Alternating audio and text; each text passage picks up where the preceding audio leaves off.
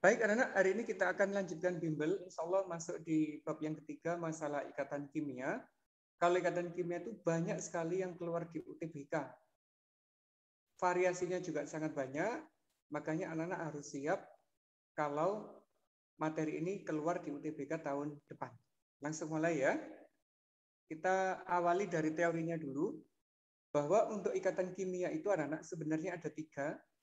Ada ikatan ionik, ada ikatan kovalen, juga ada ikatan logam. Kalau strukturnya, untuk ikatan ionik itu umumnya molekul-molekulnya atas nyawanya besar. Misalkan natrium klorida gitu ya, bisa kita pegang dan sebagainya. Kalau kovalen itu bisa ukurannya sedang, atau juga bisa besar. Kalau logam biasanya cenderung besar. Ini contohnya. Ada natrium klorida, air, ada berlian, ada besi. Kemudian di masing-masing ikatan ini ada perbedaan bagaimana cara atom satu dengan atom yang lainnya berikatan. Ini penjelasannya, anak-anak. Kalau ikatan ion jelas ada transfer elektron. Ada atom yang melepas elektron, ada atom yang menerima elektron. Ini contohnya ya, dalam fase gas, natrium itu bisa melepas elektron yang ditangkap oleh atom Cl. Na-nya berubah menjadi ion Na+, yang Cl berubah menjadi Cl-. Kalau dua ion ini berinteraksi, terbentuklah senyawa dengan rumus NaCl atau natrium klorida. Jadi kalau ada satu melepas, ada satu menerima elektron, terbentuklah ikatan ion. Ini yang paling sederhana. Karena ikatan ion sebenarnya ada 4 jenis itu, melibatkan kation, anion, monoatomik, dan poliatomik. Kapan-kapan ya kita detailkan kalau pas keluar model soal yang aneh-aneh begitu. Terus yang kedua, Nana, ada ikatan kovalen. Kalau ikatan kovalen itu jenisnya ada 4 nanti ya. Ada ikatan kovalen tunggal, artinya hanya terjadi sepasang sharing elektron. Hidrogennya nyumbang 1, Cl-nya juga nyumbang 1, setiap pasangan bisa diganti dengan 1 garis. Ini namanya ikatan kovalen tunggal. Kalau yang rangkap 2, berarti ada sharing 2 elektron di satu ikatan. Ini nyumbang 2, C-nya, oksigennya juga nyumbang 2, terbentuklah 2 pasang elektron. Diganti dengan 2 pasang garis gini, 2 garis gini. Ini ada 2, dikenal sebagai kovalen rangkap 2.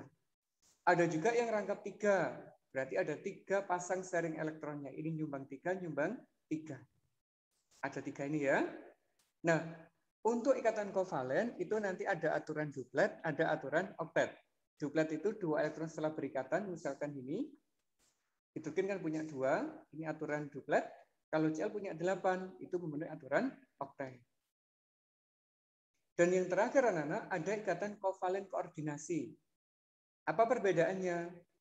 Kalau ikatan kovalen tunggal, rangkap 2 dan rangkap 3 ini, apabila ada 2 atom berikatan, atom yang kiri dan kanan sama-sama nyumbang. Ini nyumbang 2, nyumbang 2. Ini nyumbang 3, ini nyumbang 3. Tapi koordinasi tidak. Yang menyumbang elektron ikatan itu hanya salah satu atom. Misalnya ini ya, S punya 2, tapi kok gak nyumbang apa-apa, tapi terbentuk ikatan. Nah yang semacam ini dikenal sebagai ikatan kovalen koordinasi. Nah, mana yang sering keluar di antara 4 ikatan kovalen itu? Yang sering keluar adalah yang koordinasi. Terakhir, ada yang disebut sebagai ikatan logam. Nah, kalau ikatan logam itu berbeda dibandingkan ikatan ion dan kovalen. Kalau ion, atomnya bisa berbeda dan harus berbeda. Kalau kovalen, atomnya bisa sama, bisa berbeda. Tapi kalau ini enggak, anak-anak. Ini atomnya selalu sejenis. Kalau yang berbeda jenis itu jarang terjadi. Walaupun ada begitu ya. Nah, cirinya apa? Sebenarnya ikatannya itu terjadi karena ini. Banyaknya elektron dari suatu atom yang berkumpul. Itu dikenal sebagai lautan elektron. Jadi ada elektron yang banyak yang menyebabkan ion-ion logam dari ini yang bermuatan positif itu bisa berinteraksi satu dengan yang lainnya. Detailnya, masalah ikatan logam itu ada di kuliah, anak-anak. Kalau di SMA itu cuma sekedar informasi dasar gitu ya. Tapi kalau sudah di kuliah ini detail sekali. Termasuk begini susunannya, susunan begini dan sebagainya itu berbeda-beda. Ada yang BCC, FCC dan sebagainya, bentuk kubusnya. Itu di kuliah aja. Teorinya gitu ya. Nah, sekarang gimana soal yang keluar? Kita mulai dari yang paling sederhana dulu. Ini bukan soal UTBK, anak, tapi ini adalah soal ujian nasional. Ada dua unsur, unsurnya X dan Y. X-nya 16, nomornya Y-nya 35. Bagaimana jenis ikatan kimia dan rumus kimia yang terbentuk? Cara jawabnya pun sederhana. Langkah pertama kita buat konfigurasinya. X itu begini, berakhir di 3S2, 3P4. Berapa elektron valensinya ini? 6. 6. Bagus. Terus yang Y, nomor atomnya 35, konfigurasinya seperti itu. Berapa elektron valensinya?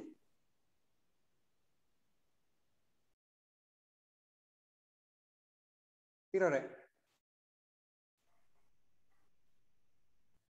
Ini ada 7. Ini 2, ini 5. Yang ini nggak usah dihitung karena ada 4S, 4D, yang 4P yang penuh. Yang 3D-nya boleh diabaikan.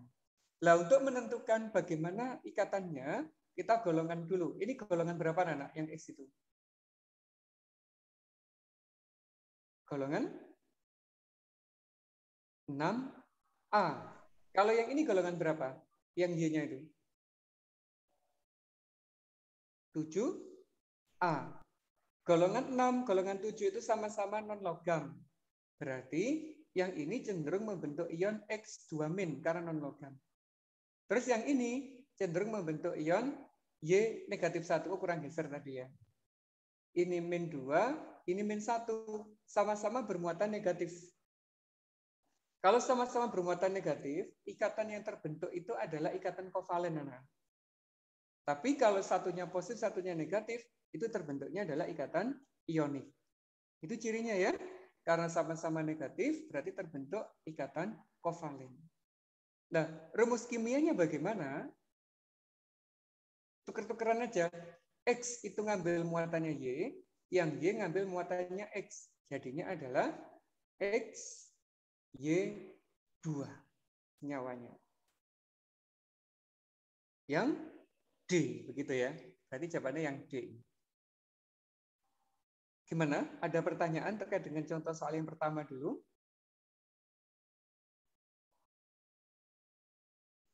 Tidak, alhamdulillah. Yang kedua sekarang, modelnya sama ini. X-nya nomornya 12, Y-nya 35. Kalau dikonfigurasinya kan begini.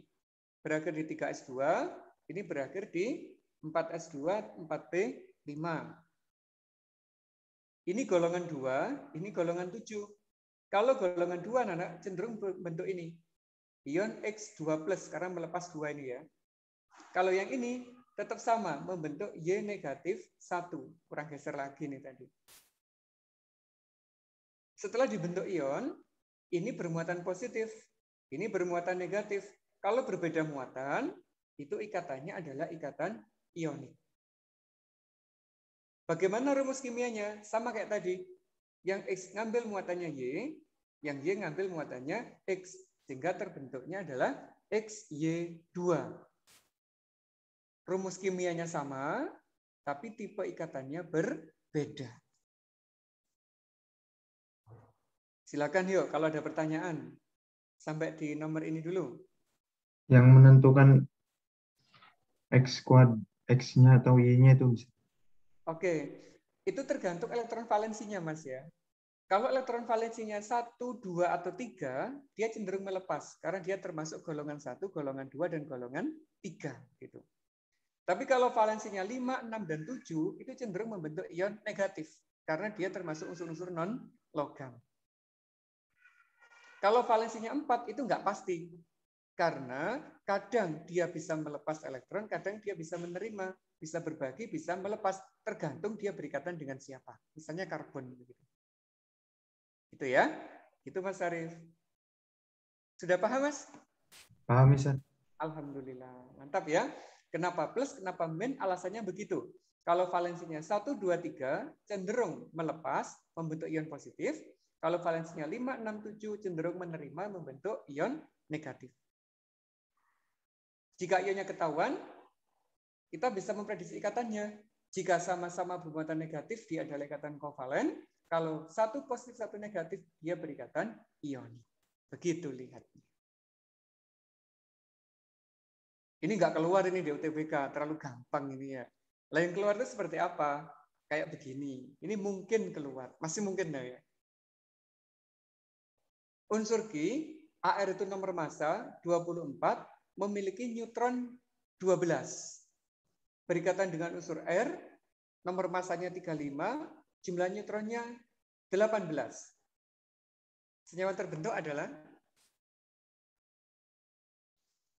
berarti kita nggak tahu anak-anak nomor atomnya, belum ketahuan, karena diketahui cuma nomor massa dan jumlah neutronnya aja.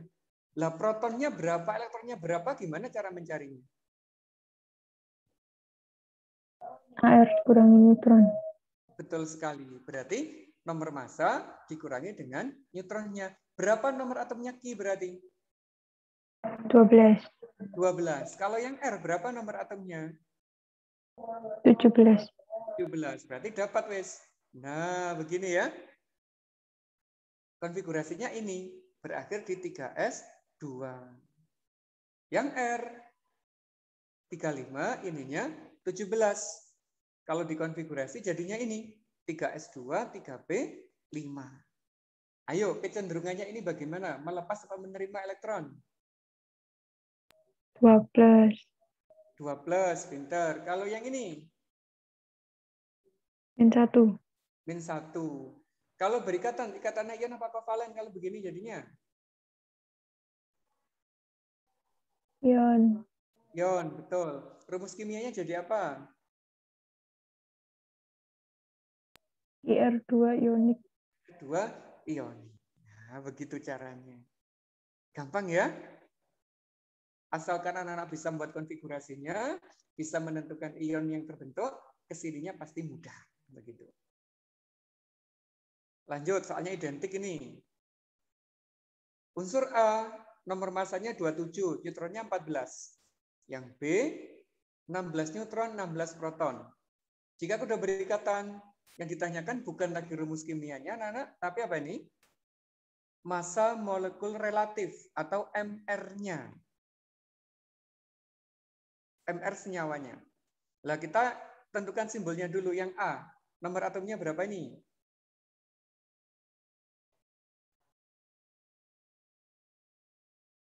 Nomor atomnya berapa?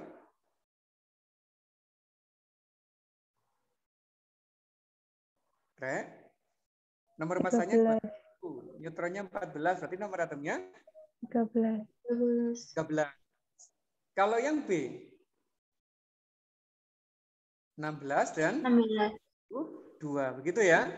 Konfigurasinya begini. 3s2, 3p1. 3s2, 3p4. Ayo yang ini cenderungannya bagaimana? +3. +3. Kalau yang bawah? -2. -2. Kalau membentuk ikatan, ikatan ion apa kovalen? Ionik. Ionik. Rumus molekulnya, rumus senyawanya? A2B3. A2B3. Ini rumus kimianya anak-anak dapat. Ikatannya dapat. Tapi yang ditanyakan adalah MR-nya. Bagaimana mencari MR? Ya, penjumlahan dari massa atom relatifnya. A-nya ada 2. Berarti 2 kali 27. Yang B ada 3. Berarti 3 kali 32 dari sini. Ketemulah 150. Begitu cara menjawabnya. Bisa ya? 2 ini mungkin keluar di UTBK. Karena nggak langsung selesai satu tahap. Harus mencari konsep-konsep yang lainnya dulu. Ada yang ditanyakan? Tidak, alhamdulillah. Mantap ya. Selanjutnya anak-anak, setelah kita bisa menentukan jenis ikatan, menentukan rumus kimianya, menentukan MR-nya, yang sering keluar lagi adalah masalah bentuk dan polaritas molekul. Ingat ini ya, bentuk molekul ya. Ada yang lurus, linear, berarti ini bersifat apa? Non polar, begitu ya. Karena ikatannya saling berlawanan. Ini ada segitiga datar. Vektor kayak kelas 10 dulu. Ini juga bersifat non-polar. Ini tetrahedral karena ada 4. Ini juga bersifat non-polar. Ada trigonal bipiramida. Ini dan ini berlawanan. Yang segitiga ini persis sama dengan ini. Berarti dia juga bersifat non-polar. Yang ini, oktahedral. Ini dan ini berlawanan. Ini segi 4 persis saling berlawanan ikatannya, sehingga dia juga bersifat non-polar. Nah, bagaimana bentuk soalnya? Ini ternyata bentuk soalnya. Unsur F, nomor atomnya 9, dan unsur M, nomor atomnya 54, membentuk molekul MF2. Bentuk molekul dan sifat kepolaran MF2 adalah, ya opo rek cara jawab soal kayak begini rek.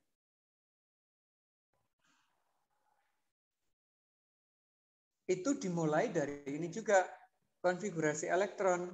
Nah, itu ya, F-nya. Berapa elektron valensinya? 7.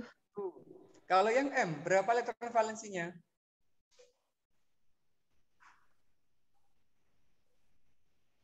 8. Ini 2 ditambah 6, 8. Nah, sekarang kalau berikatan anak-anak, itu yang M ada di tengah, karena M-nya mengikat 2. Kita gambar. Jadinya begini, M punya 8. 1, 2, 3, 4, 5, 6, 7, 8. Nah, yang 2 elektron dipakai berkaitan dengan F. Ini F yang pertama, ini F yang kedua. Ini struktur Lewis-nya namanya. Agar bisa mencari bentuk molekul, setelah kita dapatkan struktur Lewis, mencari apanya, anak-anak? Waktu kelas 10 dulu. Mencari bilangan koordinasi, yaitu banyaknya pasangan elektron bebas ditambah pasangan elektron ikatan di atom pusat. Bebasnya ini 1, 2, 3, 4, 5, 6. Karena diminta pasangan, berarti ini sepasang, ini sepasang, ini sepasang. Berarti ada 3 pasang. Yang ikatan ini sepasang, ini sepasang. Berarti ada 2. Sehingga koordinasinya ketemunya 5. Setelah ketemu koordinasi 5, kita cari bentuk molekulnya. Bentuk dasarnya adalah seperti ini. Apa bentuk dasarnya? 5 itu ini, Rek. Yang ini. Trigonal bipiramida. Tetapi dia memiliki 3 elektron bebas. Semuanya diletakkan di ekuatorial. Di sini 1, di sini 1, di sini 1. Sehingga kalau digambar jadinya ini. F itu yang atas dan bawah, ini sebagai elektron bebas. Lah apa bentuk molekulnya? Ini segaris, namanya adalah linear. Berarti jawabannya pasti E. Bersifat linear karena nggak ada linear lagi yang lainnya. Nah sekarang, mengapa non-polar? Ikatan atas dan ikatan bawah, itu vektor ikatannya saling menghilangkan. Kalau saling menghilangkan, berarti resultan totalnya adalah 0. Ini dan ini dan ini, kalau dijumlah, resultannya juga sama dengan 0. Makanya dia bersifat non-polar. Karena sama dengan bentuk dasarnya. Begitu ya. Saya nggak paham, Mister. Ini butuh pemahaman ekstra untuk yang nggak paham ya. Di bagian mana nggak pahamnya, Pak? Kenapa kok jadi linear? Kenapa nggak pakai yang 5 itu, Mister? Oh gitu. Kenapa kok jadi linear? Ini ada ikatan. Ini ada ikatan, tapi ini nggak ada ikatan, Mbak, karena dia bertindak sebagai elektron bebas. Ini elektron bebas nggak ada ikatan. Ini elektron bebas juga nggak ada ikatan. Ini elektron bebas nggak ada ikatan. Berarti kan yang ada ikatan cuma atas dan bawah. Karena atas dan bawah bentuknya lurus, makanya namanya linear. Begitu, Mbak Mayang. Berarti dia nentuin bentuknya itu dari dilihat atomnya yang ikatan yang mana aja gitu.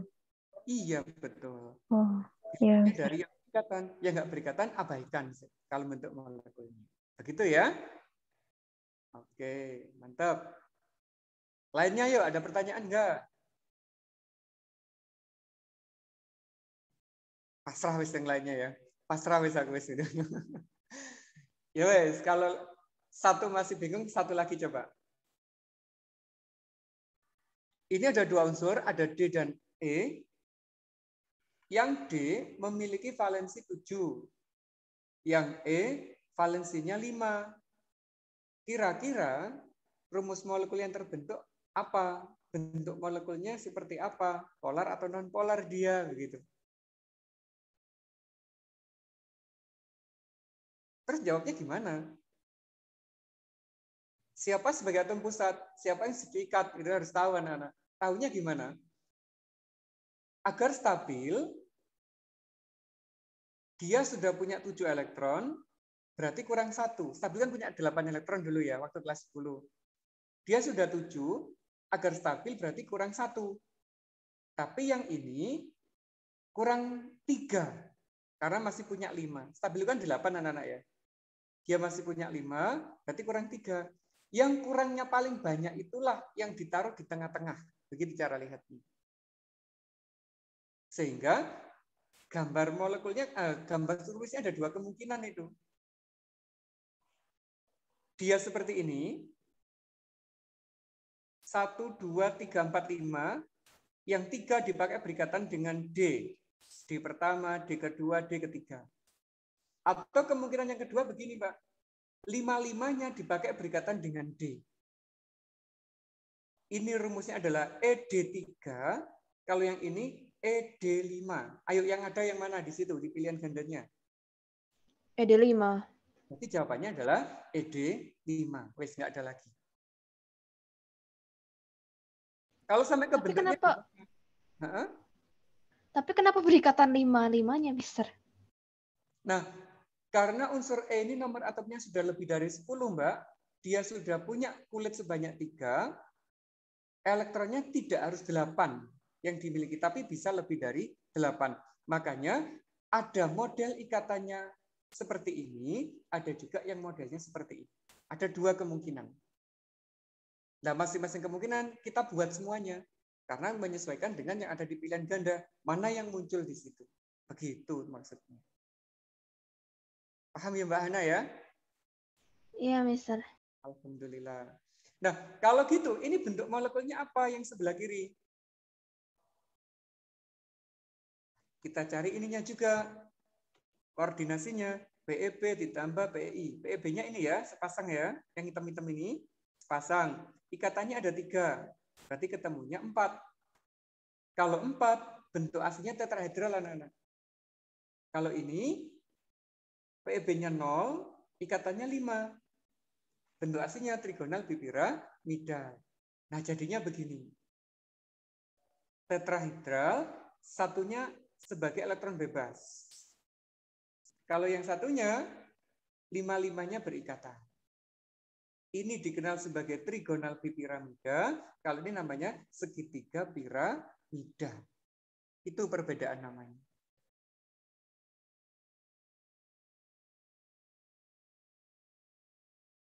Ada yang ditanyakan untuk nomor ini?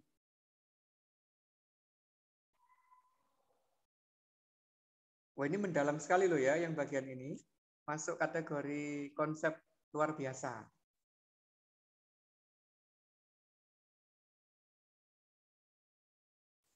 Kuncinya ada 2, Nana. Bisa konfigurasi, bisa menentukan struktur Lewis, ke bentuk molekul itu mudah. Gitu ya. Kuncinya sama, di konfigurasi dan struktur Lewis. Ada pertanyaan nggak?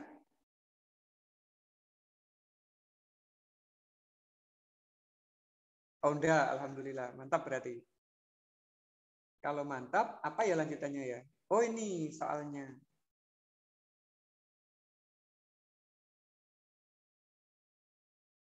Termasuk kategori soal high order thinking skill ini, anak. HOTS. Coba ya. Molekul CCl4 berbentuk simetris dan bersifat nonpolar. ikatan antara C dan Cl bersifat non-polar.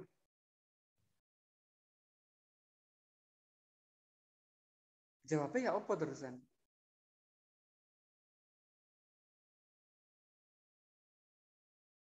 Strateginya, kita harus tahu dulu seperti apa sih Cl4 itu bentuk molekulnya.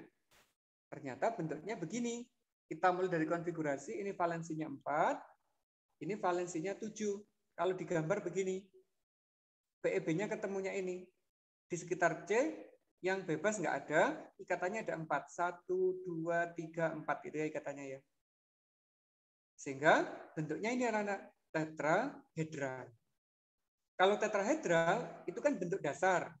Bentuk dasar tadi, molekulnya nonpolar, karena vektor ikatan ini dan ini, itu arahnya ke sana.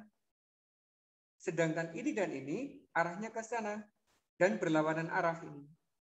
Makanya resultan totalnya nilainya 0. Menyebabkan molekulnya bersifat non-polar.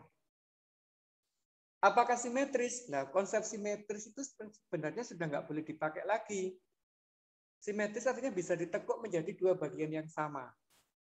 Nah, cirinya salah satu molekul yang non-polar itu adalah bisa ditekuk menjadi dua bagian yang sama. Berarti ini boleh dikatakan simetris. Tapi kedepannya nggak boleh dipakai lagi ya konsep simetris itu, karena sudah dilarang keras kemarin itu. Non-polar, iya. Berarti pernyataan yang pertama ini benar. Bagaimana pernyataan yang kedua? Apakah C dan Cl itu bersifat non-polar ikatannya? C itu di sini, Cl itu di sini. Bagaimana tahu ikatan itu polar nggak dan non-polar ya? Waktu kelas 10 dulu. Berdasarkan harga elektronegativitasnya. Kalau perbedaannya cukup tinggi, berarti molekulnya polar. Kalau perbedaannya itu 0 atau kurang dari 0 atau lebih sedikit dari 0, itu nanti bersifat non-polar. Nah, kebetulan untuk C ini dan Cl itu selisihnya lebih dari 1 angkanya. Sehingga ikatan antara C dan Cl itu bersifat polar. Walaupun ikatannya polar, tetapi molekulnya menjadi non-polar karena dipengaruhi oleh bentuk molekulnya. Itu kimia itu kayak begitu. Ikatannya bisa polar, tapi molekulnya bisa non-polar akibat dipengaruhi oleh bentuk molekul. Sehingga yang ini jawabannya benar, yang ini salah. Jawabannya jadi yang C. Muka-muka gak keluar ya di UTBK yang kayak begini ya. Ini butuh pemikiran. Nggak paham yang selisih ikatan itu, Mister. Nah, harus cari datanya, Mbak. Saya kebetulan nggak tak cari datanya. Jadi di tabel periodik itu kan ada data elektronegativitas atau kemampuan atom dalam menarik elektron. Kita mencari yang Cl itu elektronegativitasnya berapa? Yang C itu elektronegativitasnya berapa? Di tabel itu ada. Kalau selisihnya lebih dari 1, ikatannya polar, gitu Mbak sebutannya. Itu Mbak Ana ya? Yang di atas, Mister. Itu lokasinya di mana di tabel periodik? Khusus di bagian elektronegativitas. Oh. Kalau di tabel periodik umum, dia nggak ada, Mbak. Karena nggak muat tempatnya. Biasanya ditaruh di tabel periodik yang khusus membahas elektronegativitas. Itu ada. Jadi ini perlu tak cantumkan ya kalau pas ngajar bimbel selanjutnya. Berapa miliknya Cl, berapa miliknya C, biar kita bisa tahu mengapa dia polar dan sebagainya. Gitu ya? Iya, Mister. Oke. Ini agak tinggi anak-anak. Saya berharap ini nggak keluar kalau pas UTBK. Kasihan kalau ini keluar. Mikirnya banyak. Oke, lanjut sekarang. Ini mirip juga ini. Nomor atom xenon adalah 54. Oksigen adalah 8. Mana pernyataan yang benar? Tentang xenon tetraoksida. Jadi diketahui ya, senyawanya xenon tetraoksida. Tetra itu berapa, Rek? 4. 4. Berarti xenon ini mengikat oksigen sebanyak 4. Nah, terus gimana? Kita konfigurasi dulu. 5s2, 5p6. Berarti valensinya kan 8 ya. Karena X itu golongan gas mulia. Oksigennya ini. Kalau di gambar struktur Lewisnya begini. 1, 2, 3, 4, 5, 6, 7, 8. Dipakai berikatan dengan O. Ini 2, ini 2, ini 2, ini 2. Ikatan apa yang di sini jadinya? Kovalen? Rangkap 2. Rangkap 2. Ini rangkap 2, ini rangkap 2, ini rangkap 2, ini juga rangkap 2.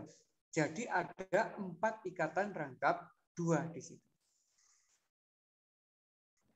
Nah, terus mana jawabannya yang benar? Dari bentuk molekulnya dulu ya. PEB-nya 0, karena nggak ada.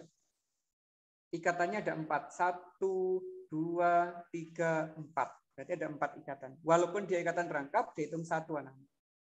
1, 2, 3, 4. Kalau 4 berarti bentuk molekulnya apa? Tetrahedral. Jadinya begini bentuk molekulnya. Xe, O, dan O. Nah, senyawa ini cukup stabil, anak-anak. Mengapa stabil? Karena ada ini. Setiap senyawa yang memiliki ikatan rangkap 2 atau rangkap 3 itu cukup stabil. Berarti pernyataannya 1 ini benar. Karena dia memiliki ikatan rangkap 2. Kalau 1 benar, 3 mesti benar. Loh, kok tahu hibridisasinya sp3d? Harusnya sp3 aja, ini D-nya harusnya dibuang ini ya. Mengapa kok D-nya harus dibuang? Karena ini bilang koordinasinya 4 anak-anak. 4 itu didapatkan dari S itu pangkatnya 1, P itu pangkatnya 3. Jadi aslinya cuma sp3 saja. D-nya dibuang ya. Kita lupa nggak tak hapus ini D-nya. Dari sini lo dapatnya. Koordinasi 4 ini didapatkan dari S, ada 1 orbital namanya, P-nya ada 3. 1 ditambah 3 ketemunya 4. Lihatnya begitu. Apakah berbentuk tetrahedral? Iya. Iya, betul ya. Ini kan tetrahedral. Apakah dia bersifat non-polar? Iya. Iya, karena tetrahedral dia non-polar. Berarti jawaban yang benar yang mana, Rek? Yakin? Hati-hati loh yang dituliskan di sini loh ya. Dan di sini tadi. XE-nya ikatan tunggal apa rangkap? Rangkap. Rangkap. Lah ini yang ditulis apa? Tunggal.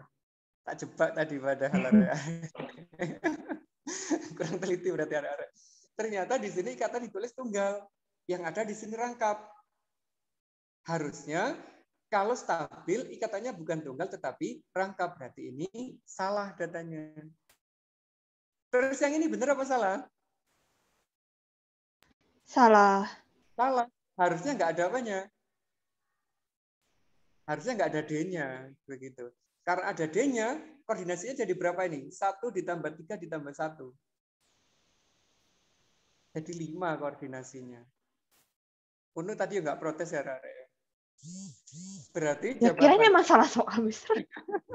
Jadi katanya D-nya dibuang misalnya. Ya maaf, tadi tak kira dibuang tiba ini enggak situ. Maaf ya, tak prank tadi. Jadi yang benar adalah 2 sama 4 di soal ini, Re. Bukan semuanya. Nanti anak-anak bisa kok mendapatkan soal ini. Tunggu ya, nanti tak share. Di sini tak share, santai aja. Oke? Hati-hati dengan cara menggambarnya agar tidak kejebak ini tadi. Ikatannya tunggal, tapi faktanya adalah ikatan rangkap. Terakhir ini ya. Habis itu kita udah jam 1. Nomor atom X5. Z-nya 9. Pernyataan yang benar tentang XZ3 adalah ini yang X, valensinya 3. Ini valensinya 7. Berarti kalau digambar itu begini, Rek. X-nya punya 3, 1, 2, 3, berikatan dengan Z. Terus koordinasinya 3 ya. Bentuk molekulnya ini, segitiga datar. Yang pertama coba. Apakah terdapat ikatan kovalen? Iya. Ya jelas, kovalen kan ya. Terus, tidak terdapat pasangan elektron bebas.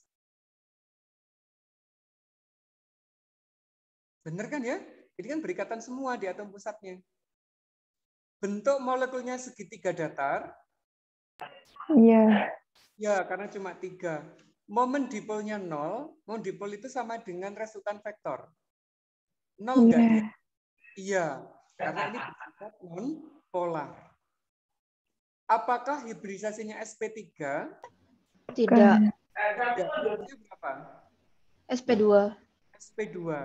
Karena ini jumlahnya ada 3, berarti S-nya nyumbang 1, P-nya nyumbang 2. Berarti yang salah adalah yang E. Begitu, Ren. Paham ya? Nah, begitu. Pas, wis. Sampai di sini.